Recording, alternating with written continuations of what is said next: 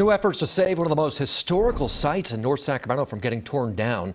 But some fear the action could actually turn it into a neighborhood blight. Tonight, CBS 13's Hunter Sowers is getting answers on what's in place to protect an old school from the wrecking ball.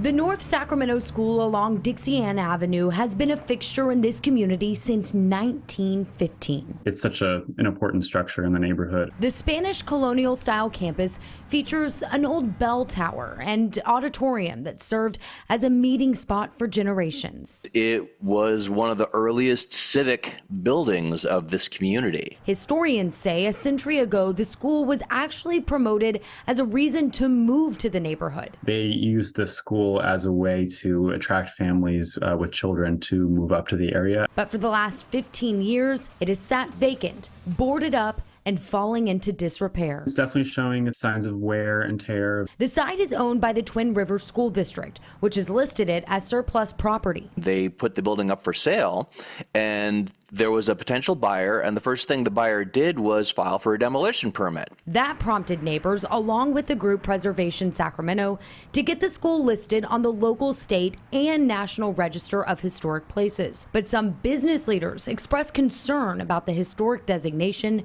fearing it would restrict potential redevelopment. It makes it more difficult to demolish. It makes it easier to fix up. Preservation advocates say historical landmarks become eligible for redevelopment incentives like grants and tax breaks. Many would like to see the campus turned into a community space and housing, and they hope that by fixing up this old school, it will once again attract a new generation of families to the neighborhood. The idea is, let's bring it back to life.